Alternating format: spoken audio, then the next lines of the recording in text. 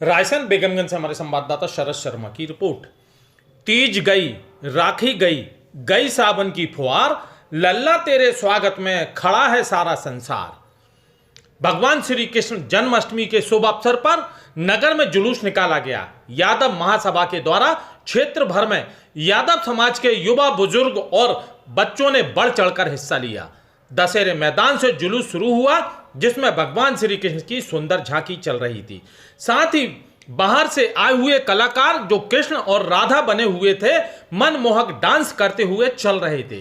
राधा कृष्ण की मनमोहक डांस को देखने के लिए नगर उमड़ पड़ा और जगह जगह यादव महासभा को पुष्प वर्षा कर स्वागत किया गया। और थाने के सामने जुलूस पहुंचा तो आम आदमी के पार्टियों ने पुष्प वर्षा कर जुलूस का स्वागत किया एवं बस स्टैंड पर गांधी बाजार से होता हुआ वापस दशहरे मैदान पहुंचा जुलूस। अब खबर हम बताते हैं आपको विस्तार से। इस साल जन्माष्टमी का त्योहार रोहिणी नक्षत्र में नहीं मनाया जाएगा। 18 और 19 दोनों ही तिथियों में रोहिणी नक्षत्र नहीं बन रहा है। इस साल रोहिणी नक्षत्र 20 अगस्त 22 को सुबह 1:53 पर शुरू होगा और 21 अगस्त 22 को सुबह 4:40 पर खत्म हो जाएगा। हम आपको बता दें, भगवान श्री कृष्ण का जन्म भाद्रपद के समय कृष्ण पक्ष की अष्टमी तिथि को रोहिणी नक्षत्र में हुआ था, जिस कारण कृष्ण जन्माष्टमी के दिन रोहिणी नक्षत्र का काफी महत्व होता है। जन्माष्टमी के दिन स्नान करने के बाद साफ कपड़े पहन लें और व्रत रखें। इसके बाद भगवान कृष्ण को दूध और गंगा जल से स्नान कराएं और साफ रेशमी कपड़े पहनाएं। आज कृष्ण जन्माष्टमी की पूजा मुहूर्त जो है 10:59 तक रहेगा। इस दौरान बाल गोपाल को झूला झुलाया जाएगा, उनकी आरती करें और श्री कृष्ण जी को माखन मिश्री का भोग लगाएं। आप चाहें तो खीर और पंजीरी का भी भोग लगा सकते हैं। इसके बाद भगवान श्री कृष्ण को पूजा करें और आरती करें। थोड़ा सा और हम आपको विस्तार से बता रहे हैं। कंस चंद्रवंशी राजा था, उसकी एक बहन थी जिसका नाम देवकी था।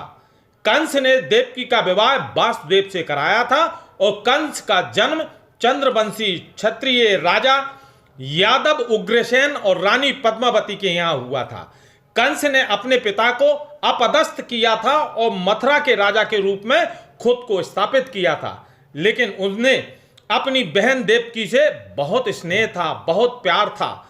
देवकी की शादी के बाद यह आकाशवाणी हुई कि देवकी का 8वां पुत्र कंस का वध करेगा।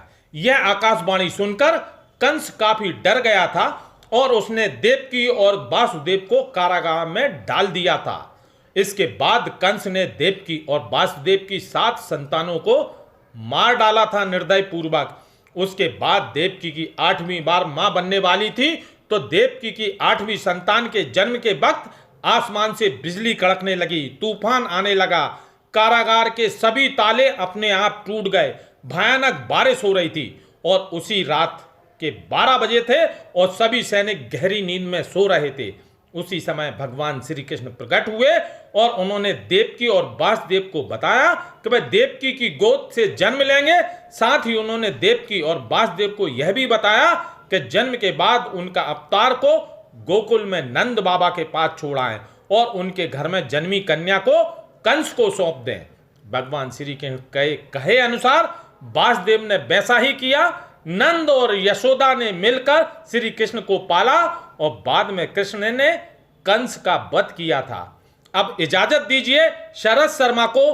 तीज गई, राखी गई, सावन की फुहार, लल्ला तेरे स्वागत में खड़ा है सारा संसार। रायसेन बेगमगंज से हमारे संवाददाता शरद शर्मा।